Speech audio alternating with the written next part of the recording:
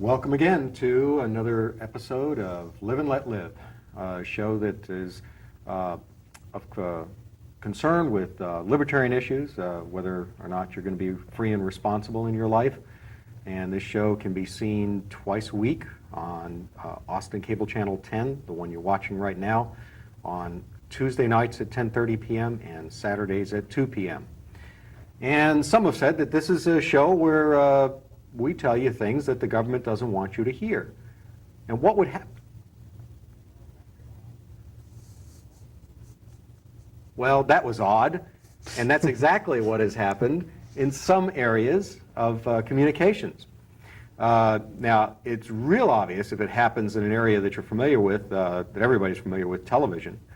But it's also been something that the government is attempting to do in a newly developing medium.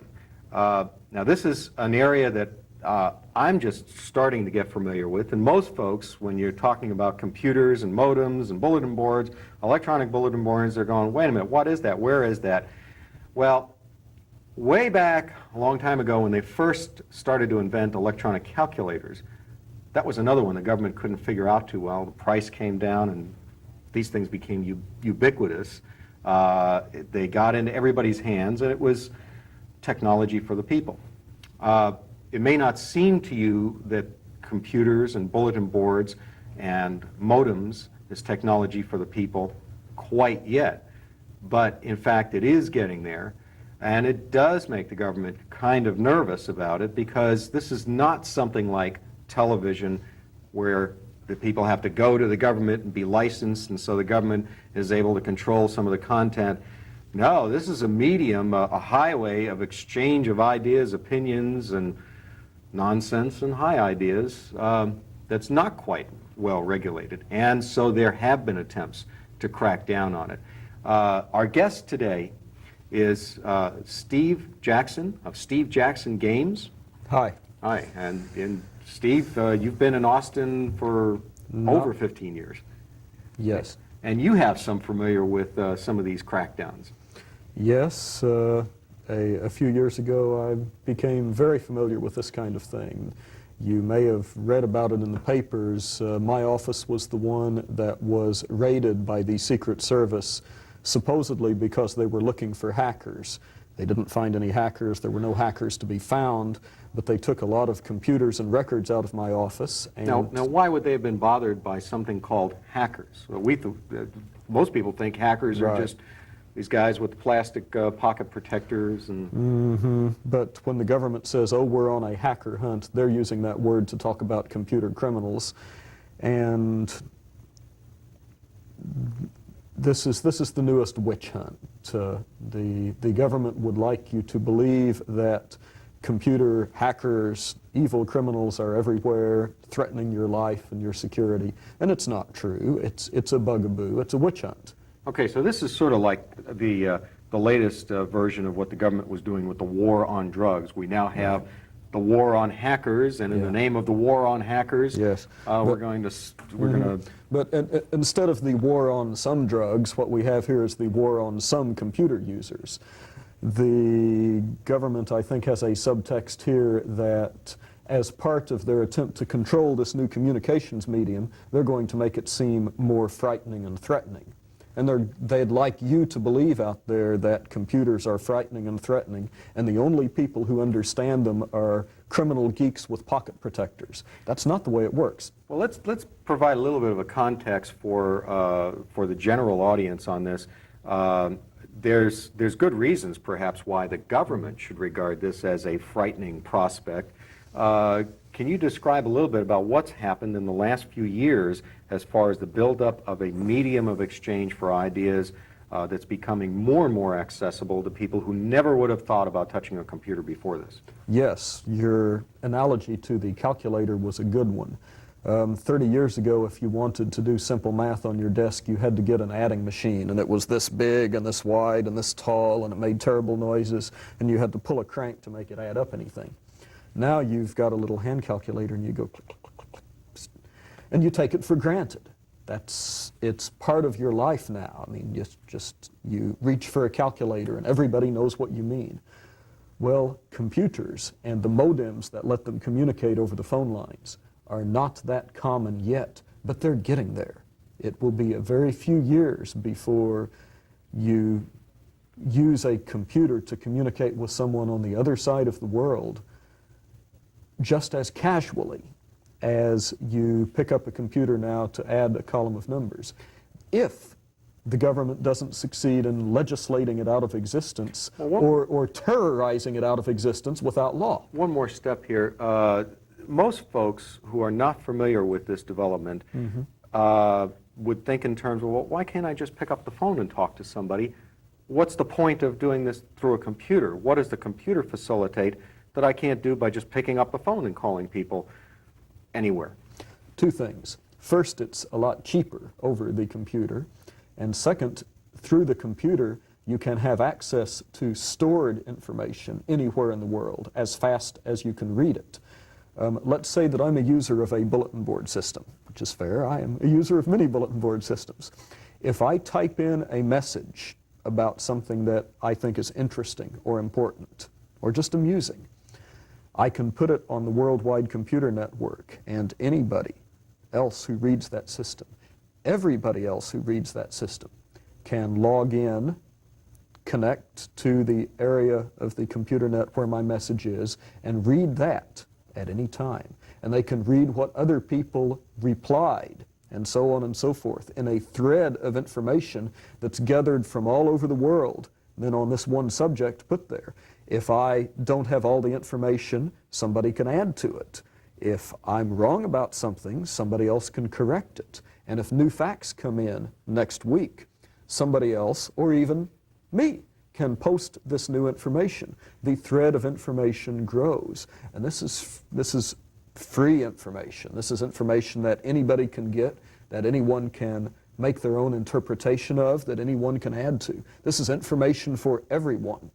Okay, so unlike, let's say, I have a cable or satellite reception, and I get lots and lots of TV stations. Let's say I've got a satellite, and I've got 500 TV stations. Well, that's lots of information, but basically I'm just sitting there passively getting this stuff, and if I want to be one of the players, if I want to put information out on that network, I've got to have lots and lots of resources before I could get in there with any counter arguments if it was some presentation I didn't like it.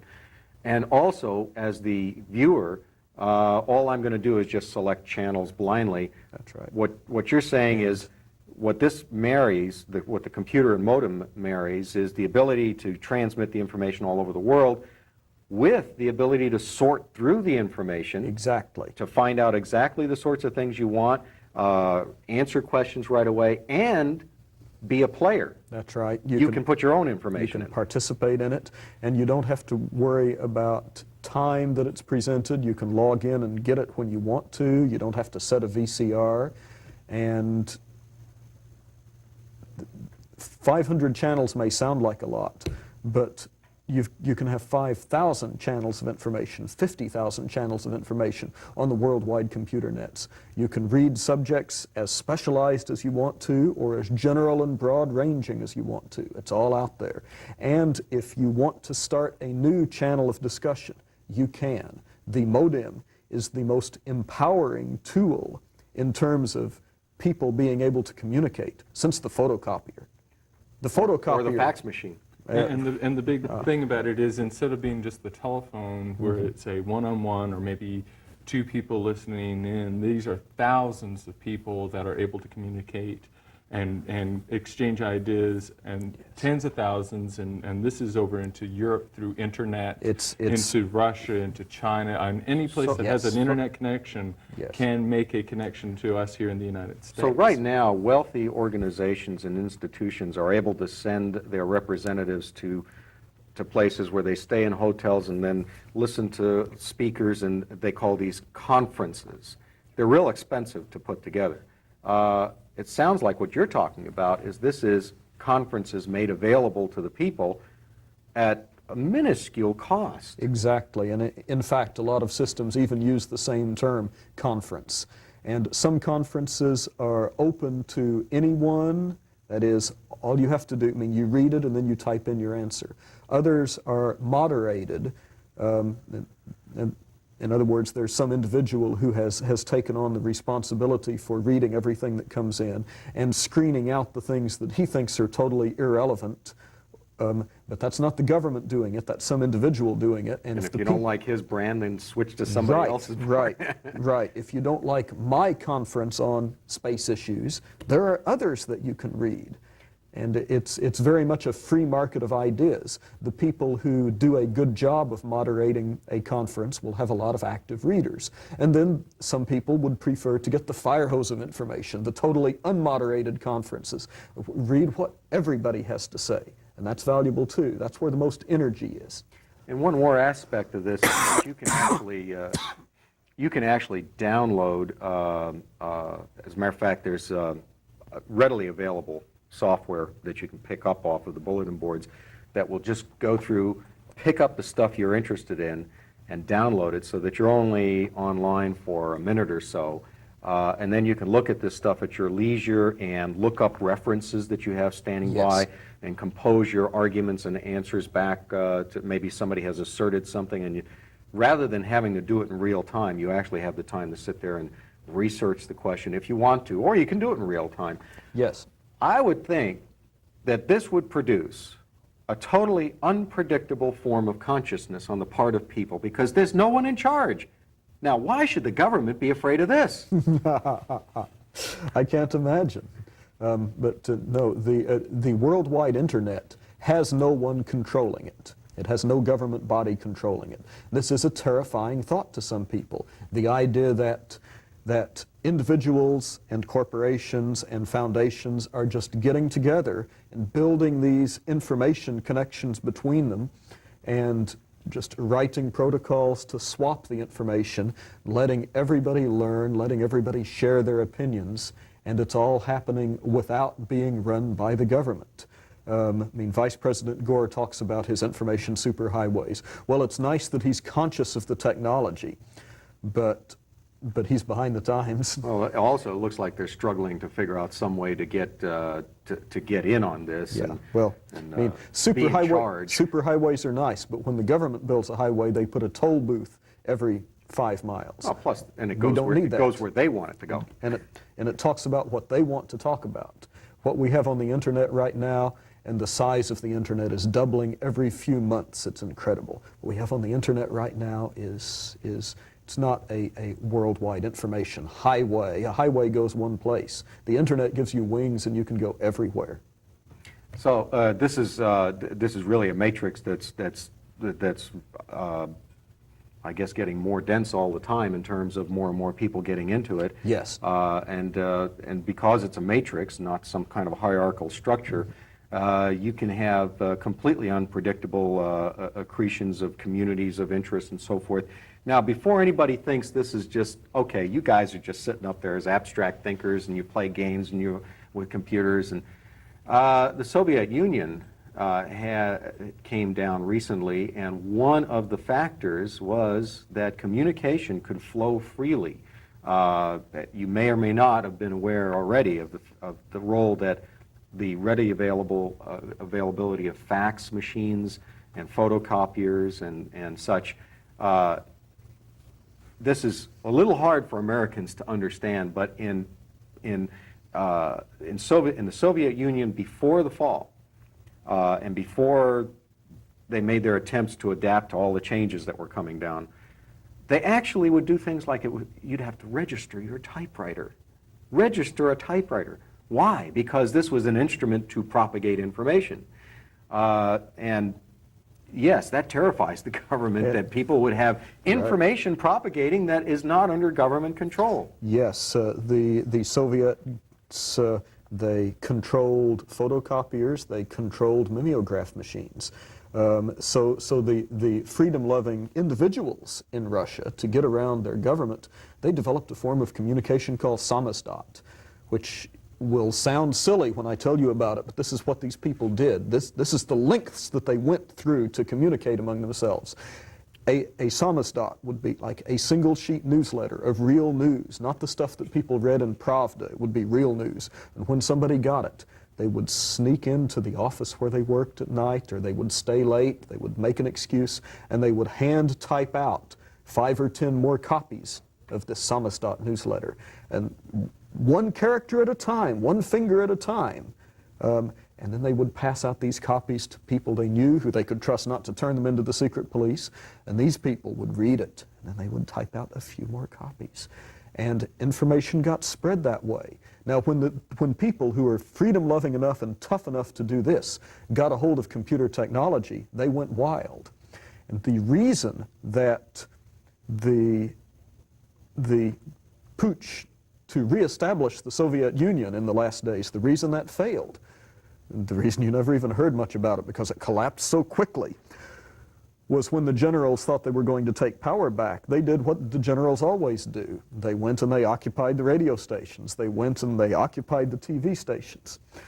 Well, these generals didn't know about the computer network. And so here's all this information. Right, and if they had tried to occupy how do you occupy a computer network that's just a computer here and a computer there everywhere? They would have had to go dynamite the phone lines. They probably would have been willing to do that if they had known, but they didn't know.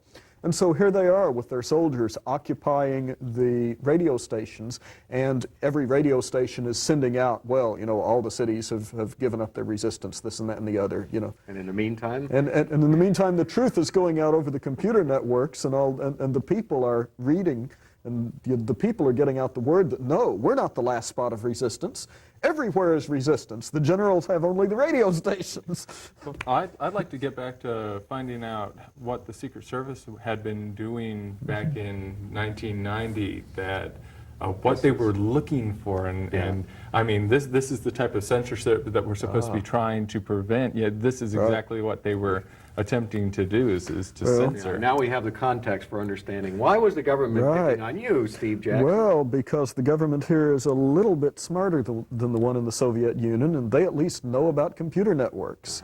Besides, they already controlled radio stations here. We were running, we still are running, a computer bulletin board system, part of the network. And when the government raided us, they did so on the pretense that they believed that we had illegal information on our computer system. Let's contrast this between, now you were running the Illuminati.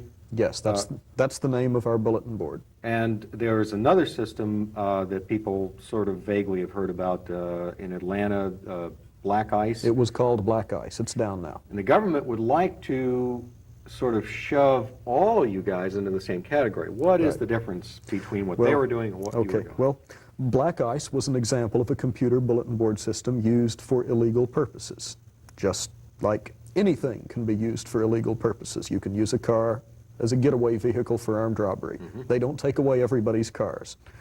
But on this Black Ice system... Try to take away everybody's guns. Yeah, well... But I'm sorry. Okay. I'm sorry too, they shouldn't do it.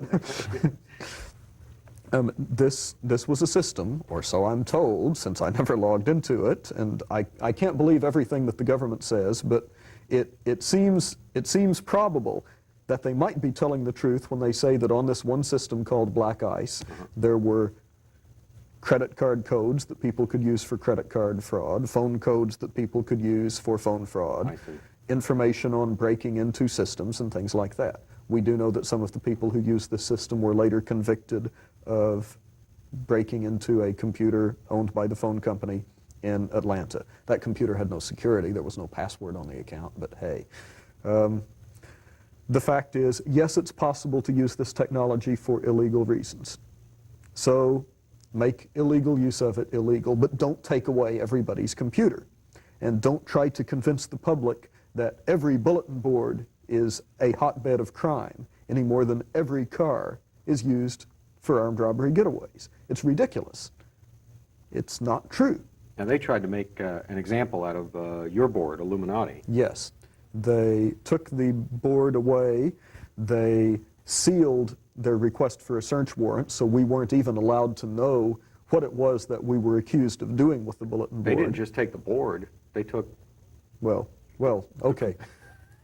In order to take away a computer bulletin board, you have to take away the computer that it's on. They confiscated the computer, which held, among other things, the private electronic mail between the users, because that's another thing you can do on a bulletin board.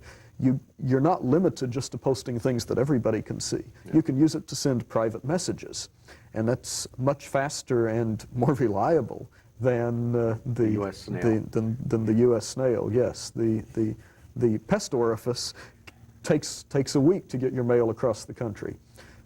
If you send your mail on the internet, you'll have the reply back in your computer within a minute if the person who's getting it is logged in at the time and types back that fast, because it snaps there just as fast as a phone call and back. Mm-hmm. But you don't have to go to all the trouble of calling them and interrupting what they're doing. You can leave the message on their home computer and they'll get it back just as fast as they want to, unless the Secret Service confiscates the computer that it's sitting on at the time. Now you got this computer back again. We eventually got it back. But they apparently their intention was, okay, whether the agents believe this or not, apparently the government knew that they didn't really have a case.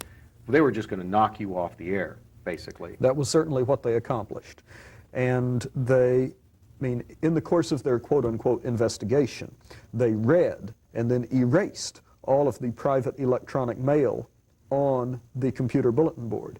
And they claimed in court they hadn't done that. We brought in an expert witness to show the judge chapter and verse what they had done, how they had done it, when they had done it, because the Secret Service guys knew enough to crack the security on our little system, and they knew enough to read people's private mail, but they didn't know enough to hide their tracks from the man who had written the program. I see. And we got him in and testifying. And when it came down to it, the judge believed the man who had written the program. He did not believe the Secret Service people who said, we didn't read any mail, we didn't erase any mail. They lied. The judge believed they had lied.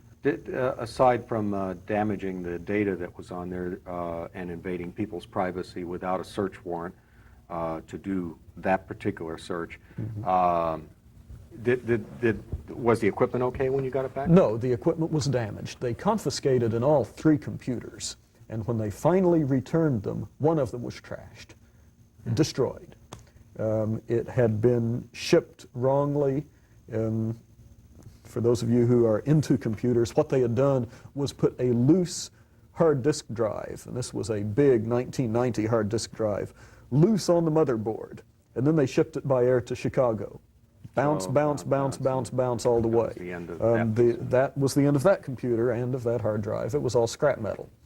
One of the others they damaged, and we don't know how, but a $200 repair bill later it worked again. And one of the 3, which was the one that was running the BBS, they damaged the data but didn't damage the hardware. Okay, well, the government depends on people acquiescing a lot and expects that they can just come in and get these kind of computer nerd guys to just fold up and blow away. Now, Illuminati, your bulletin board at that time, had 1 telephone line coming in, right? Yes. And what's happened since then? Well, when we brought it back online, we put, pardon me, we put it up with 2 phone lines. You didn't just fold up and blow away. No, it was down for about a month while we scraped together the money to buy a new computer and while we tried to find out why the government had taken it away. Because part of the attempt to terrorize people is getting them... They don't tell you. Right, getting them with a sealed warrant and saying, no, we don't have to tell you what we suspect you of. We're just investigating you for crimes. So you came back online with twice the phone line capacity. Well, that was then. We're now upgrading the system again. We're going to be hooked in directly to the internet, which will let us take hundreds of calls. And we're going to have, within a couple of weeks, I think we'll have at least a dozen phone lines, maybe more. So no, they cut off one head. We're going to come back with many. Now, if I understand correctly, you have now the Electronic Freedom Frontier, the EFF, that came about because of the Secret Service and their actions against you, or it was initiated. And we're by- down to just the last couple of minutes, and we Okay. do want to talk about Okay. this. The Electronic Frontier Foundation, yes. This is an organization which has been set up to guard people's civil liberties, to speak out for civil liberties in the information age. We now have tools, we now have things that can be instruments of freedom that were never dreamed of when the Constitution was written. But the Constitution should still apply to these things. We still have freedom of speech, and they can't take away our freedom of speech just because we're typing our words into a computer. That is not just ones and zeros, that is speech. It's more than speech because it addresses many people. That is your public forum. That is your right to assemble, your right to speak to others is now stronger than ever because the computer is available, and the government cannot just take away your computers. That's the kind of thing that the EFF is about. And how do people get a hold of the EFF? Now, Locally, the most efficient way to contact the EFF is to call my office and leave a message for me. At Steve Jackson at Games. Steve Jackson Games. And that's, the- Steve Jackson Games is in the phone book? We're in the phone book. I can give that number now if you like. Sure, please do. Our area code in Austin is 512. The number is 447-7866. If you're interested, leave a message for me, and I will get back with you. And if you didn't get that number just now, it's in the phone book, Steve Jackson Games. Yes. And Electronic Frontier Foundation. Electronic Frontier Foundation is fighting off these efforts by the government to try to stifle the people's communication system. Yes. And that's really the way to look at this. You have the communication systems that have already been captured by the government because the radio stations and TV stations have to get their licensing from the government. But this is an entirely new field. There's no one in charge exactly. And this frightens the government. And we've already got one of the big world powers that was brought to its knees by the people's communication system there. This same sort of electronic communications where there was no, That's right. And no one hierarchy that, That's right. that they can go after. And they didn't use this to attack the government. When it came down to it, they didn't even use it to overthrow the government. They just used it to resist the attempt to put them back in chains. As we're telecasting this, or as we're taping this, unfortunately it'll be telecast after a conference of the Electronic Frontier Foundation. But at any rate, please contact Steve Jackson Games and ask for Steve Jackson so he can tell you what happened there. And the government is actually trying to dream up things like chips to put in your communications equipment so that they can not only keep track of what you're saying, but where you are. We'll talk about that one on another episode here. And remember, this show, Live and Let Live, is on the channel you're watching, Cable Channel 10, twice a week, Tuesday nights at 10:30 p.m., Saturday at 2 p.m. And if you don't take charge of your life, somebody will. Thank you.